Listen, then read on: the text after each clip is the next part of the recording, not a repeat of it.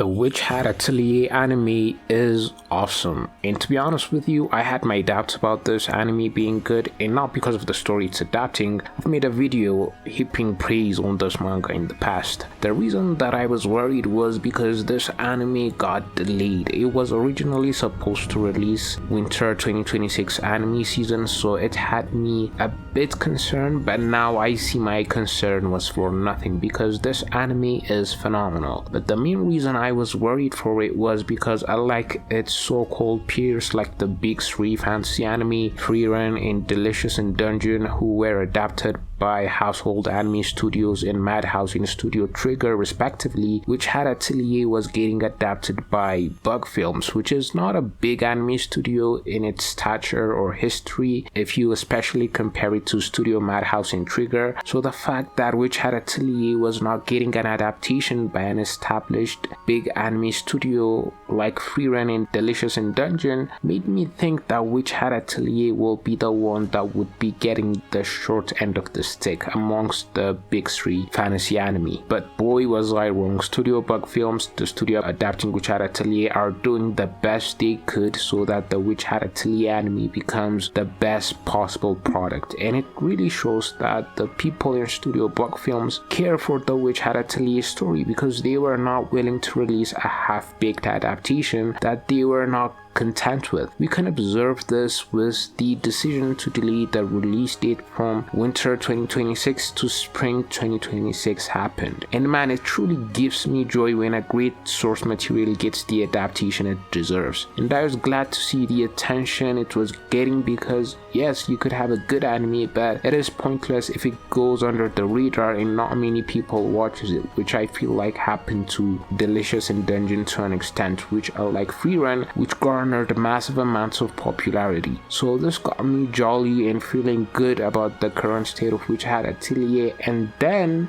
I start to witness some strange phenomenon surrounding Witch Hat Atelier.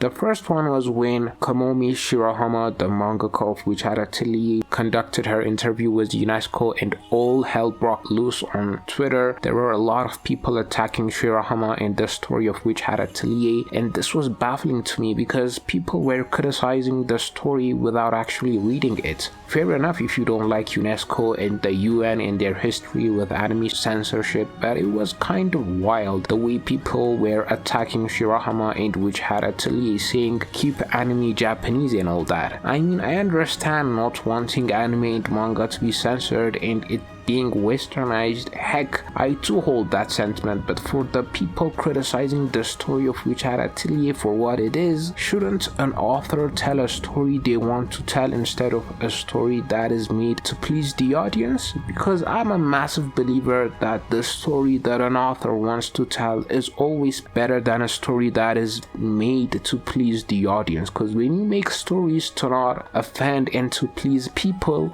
it lacks sincerity, and me personally, I don't respect it. An author should tell the story that they want to tell and not a story that compromises what they want to tell in order not to be offensive. And that is what Witch Hat Atelier is. It's the story that Kamomi Shirahama is telling with sincerity, and people criticizing Witch Hat Atelier saying keep manga and anime Japanese. My rebuttal to that is Kamomi Shirahama is a Japanese woman telling a story from Japan. How could you get more Japanese than that? Just because a manga or anime doesn't meet your standards of being Japanese, it doesn't mean it's not Japanese. What's most important is the author is telling the story that they want to tell, a story that is brave and not shameful about expressing what it wants to express, and not catering to the fans or audience is always going to be better than a story that is catering to the audience in order to avoid being offensive. And that's what Witch Hat Atelier is. It tells its beautiful story unabashedly, and I love it. The other strange phenomenon I witnessed surrounding Witch Hat Atelier is the fact that people are throwing asinine critiques at it, and it's getting massive amounts of support from people such as the critique that in the Witch Hat Atelier world, magic being widespread enough for witches to have whole cities where they can walk around in broad daylight buying supplies and an evil rival faction, and yet magic still being a secret bothers some people and they question it, and also the fact that no no one in the Witch Hat Atelier world ever letting the secret slip, and not even accidentally, and this bothers some people. And my rebuttal to this is that witches are not secret and magic is also not secret. So there is no problem if witches have entire cities and walk around in broad daylight. What's secret is the knowledge that anyone could use magic if they know the technique, which is drawing. I feel like this detail is easy to confuse if you're a newbie to Witch Hat Atelier, but I also see stuff like people criticizing the fact that non-witches have not tried to uncover the secret of witches, whether it be accidentally the secret slipping or through bribery. And my response to this critique is, why would people try to uncover a secret if they already think they know the answer? Most non-witches are under the impression that witchdom is genetics, that you need to be born into a family of witches to be a witch. So people won't be proactive about finding the secret of magic because they think they already know the secret, which is genetics, by being born into a family of witches. I'm not saying it never happens. I mean, that's exactly what happened with Coco. She spied on Qifrey to see him cast magic and discovered the fact that anyone could cast magic as long as they knew how to draw, and that's where the Knights Morales come in, who would wipe out non-witches' memories if they come to find out about the technique of drawing. And another critique I saw is the fact that no one from the witches side sold out the secret of casting magic as an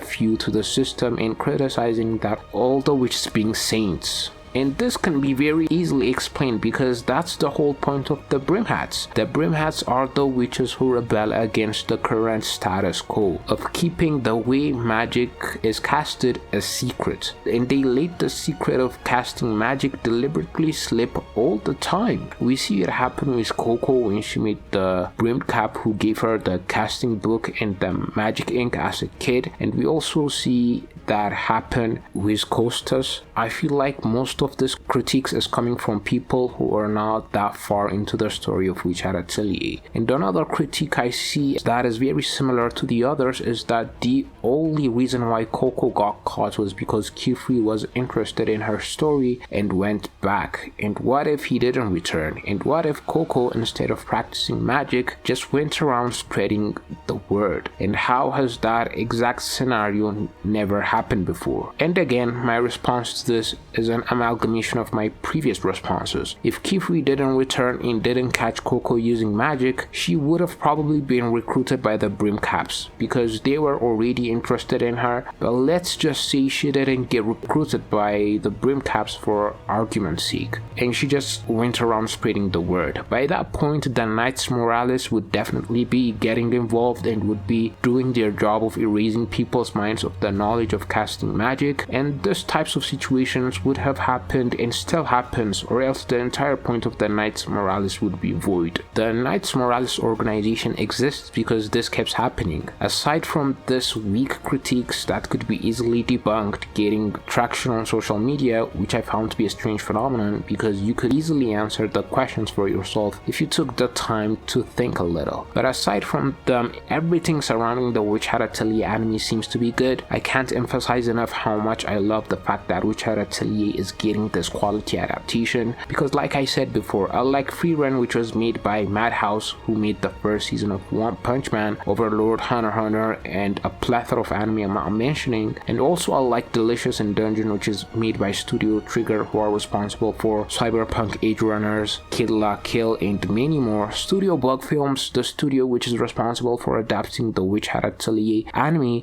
doesn't have the repertoire of having adapted highly acclaimed anime. So the fact that they are going above and beyond to make this Witch Hat Atelier anime a success with its crazy animation, composition, and soundtrack as well, man, this just makes me so happy. So now this begs the question, what is next for Witch Hat Atelier? We know that the first season of Witch Hat Atelier is only going to have 13 episodes, which I am a bit bummed about because its peers Free Run and Delicious and Dungeon caught 20 plus episodes for their debut seasons, but that is kind of understandable considering the fact that the Freeman and Dungeon Meshi are being made by studios that are very well versed and have many connections in the anime world. So I understand if a newer anime studio like Studio Bot Films can't do the grand first season where we get 2 cores in 20 plus episodes. So I won't be a spoiled brat and complain about what we are getting, but if we are only going to be getting certain episodes in the first season, my one wish is that they don't skip any content from the manga, and I just want them to tell the full story from the manga. I hope they don't cut any content. I prefer that they adapt 3 to 4 volumes in certain episodes rather than more at the cost of sacrificing something.